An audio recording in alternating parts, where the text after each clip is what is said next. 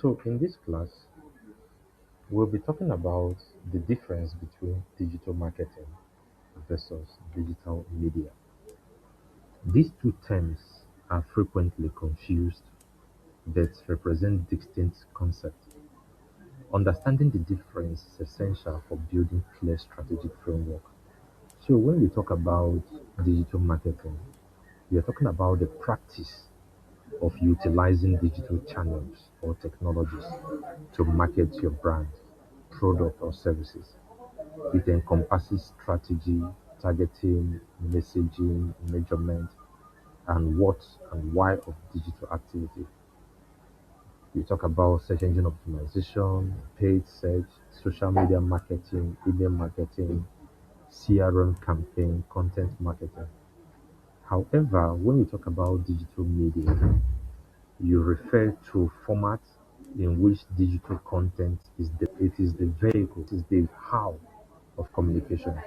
So you talk about images and graphics, video and animation, audio and voice, interactive experiences. So there's a clear difference between digital marketing and digital media. In our next class, we'll be talking about how strategy shapes digital activities. Without a clear defined digital strategy, digital activities become reactive, fragmented, and difficult to measure. A strong strategy acts as the connective tissue between business goals and day-to-day digital execution. Remember, we have talked about business goals. So you have to ensure that the purpose is clarified and you define success. Give every team member a clear understanding of the role digital play for your business and define success. Allow you to establish clearly defined success outcome with measurable KPI. We have the core components of a digital strategy. When you talk about the core components of a digital strategy, we are talking about content strategy, we are talking about channel strategy, we are talking about media strategy, we are talking about tactics. Content strategy defines what you say, how you say it, and in what format. When we talk about channel strategy, we are talking about the digital channels that you need to prioritize based on where you want your audience spends time and where your brand can deliver the most value. The channel that you can use to deliver the best and relevant and valuable content to your audience. Then when you talk about media strategy, this covers how paid, owned, earned media work together to amplify, reach, and drive audience action at each stage of the funnel. Then tactics, the specific actionable execution that bring each strategic component to life, from campaign format to posting schedule and bid strategies. The Propel method, we have talked about it before. You must plan, you must research, you must set objectives, prepare, you must execute, and you must learn.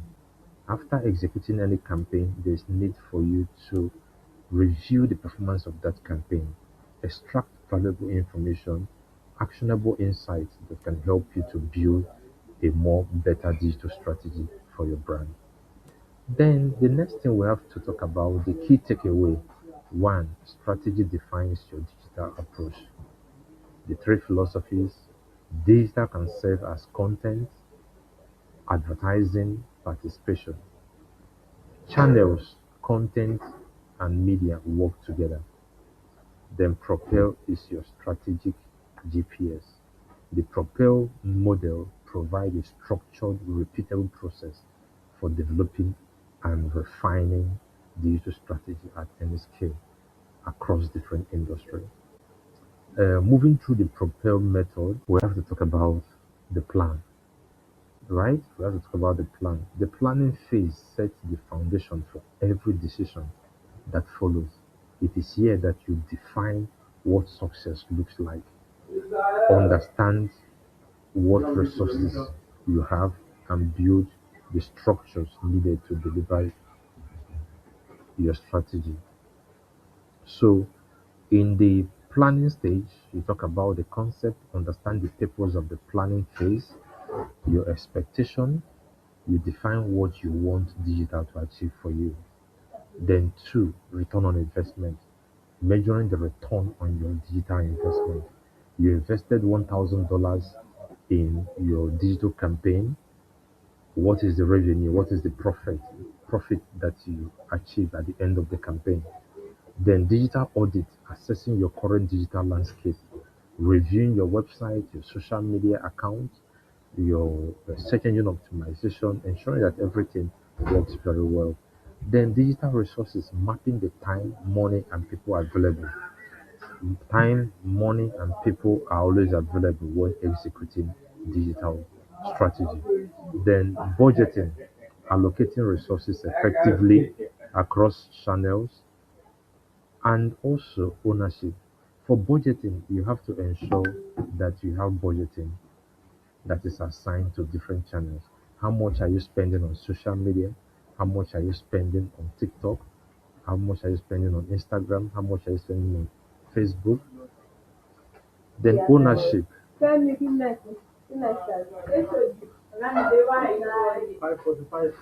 Ownership, establishing team structure and accountability.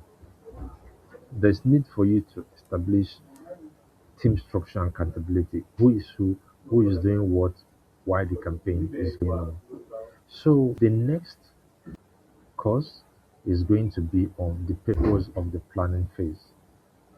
The purpose of the planning phase. Planning is the most critical phase of the Propel method. It prevents costly mistakes, aligns teams around shared goals, and ensures every resource is deployed with intention. You don't just wake up and you're wasting money.